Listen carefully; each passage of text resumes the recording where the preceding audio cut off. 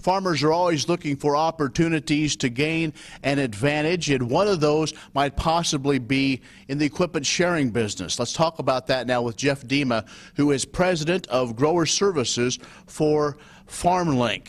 Well, Jeff, we've talked a little bit before about this concept. Started out with folks in the retail line. It's now expanded into other individual growers, kind of that business-to-business approach, if you will. So talk about this idea. Well, we think it's a big idea. It's the industry's really first internet-based platform that allows owners of equipment and potential users of equipment to come together and transact. So the value proposition we think is very strong. It allows owners of equipment to put their equipment to use when they're not using it. So instead of it sitting in the barn 10 or 11 months out of the year, they can use it when they need to and then make it available to other growers that are in maybe different regions when they need it, and generate income off of what would otherwise be an idle asset sitting in the shed. So let's talk about the process. Is there a lot to do? It can be done fairly quickly as far as to make sure that you can gain a little revenue from that iron? Yeah, actually it's a very simple process. We've tried to remove the friction from the process. And the owner's kind of in charge of it, right? The owner will identify what equipment out of their fleet they'd like to enroll in the sharing program. And then it's just a matter of kind of taking a picture of the equipment, putting the make, model, and describing the equipment, the condition that it's in, and posting it on our website. And once that happens, users can now browse the website. In fact, today we've got over $60 million worth of assets sitting on our website for users to come to and scroll through and identify what assets or what pieces of equipment they're interested in using. If they see a piece of equipment that kind of fits the price that they're looking for and the period of time they need it, they just start the reservation process, and we take it from there. And so lots of different options.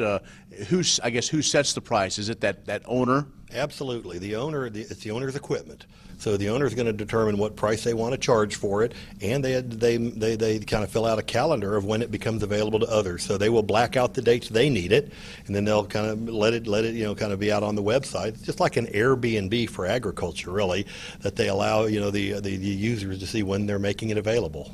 All right, let's talk about the different lines. What's all available? It's really any type of agriculture equipment that farmers would want to post on the website.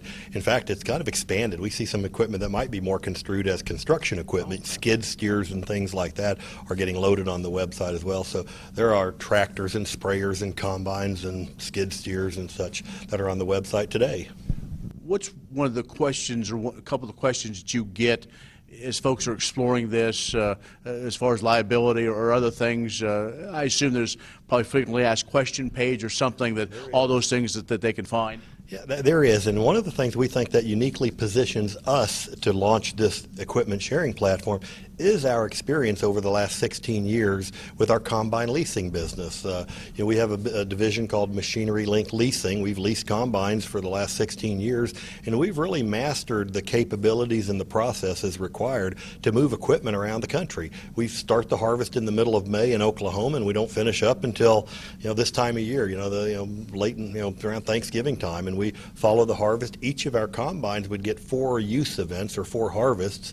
So we've learned how to ensure that equipment gets moved from one location to the other. We ensure that there's insurance coverage on the machine throughout the entire process. We facilitate the transportation if needed. We're flexible. If the owner of the equipment wants to provide the transportation as part of the price, or the user wants to pick it up because they have their own assets, we allow that as well. So we make it a frictionless process for both owners and users. So to sign up for FarmLink, is that a lengthy process? Is there a fee to do that? It's not a lengthy process, and there's no fee. There is a commitment, though, that we ask everybody to abide by, and it's kind of part of our community standards, and it's really predicated on the golden rule. We want people that are going to be part of our community to commit to treating the equipment as if it were their own, or maybe even better than if it were their own, because you're borrowing it from a fellow farmer or another ag retailer. And we assume most people will be on both sides of the transaction at different times of the year. At one point, you may be renting out your sprayer. At another, you may be needing flexible capacity on a combine and renting a combine from someone else. So this community of trust has to be established. We allow owners, in fact, require owners and users to rate each other after the transaction. So a user would say, did the owner represent the equipment as it was described on the website? And the owner would evaluate the user and say, did they take care of the equipment? Did it come back to me in good condition and clean and such? So you think this is the future? As we look at the continuing input costs and maybe some of these new beginning farmers can't afford a full line, this may be a way to make it economical and even to run some newer equipment as well. Absolutely, and you captured quite a mouthful in that. We think that the two of the biggest barriers to entry to get into farming, it's around land prices and it's about equipment and machinery. We're helping solve part of that with the equipment and machinery.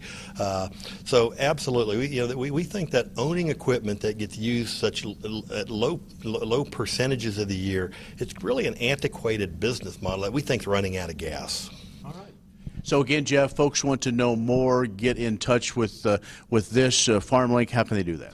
MachineryLink.com, and you fill out a form that or some demographic information about your name and phone number and such, and we'll contact you and help you get signed up. But I'd encourage viewers to go to the site and see what equipment's listed. I think they'll be quite impressed with the breadth and the range of equipment that's being offered, and there's some pretty competitive prices too. And that's what the motivation is. This is about improving economics. All right, improving economics. Jeff Dema, who's the president of Grower Services with FarmLink, has joined us. Again, that site, MachineryLink.com. That's the Ag View. I'm Ken Rogers.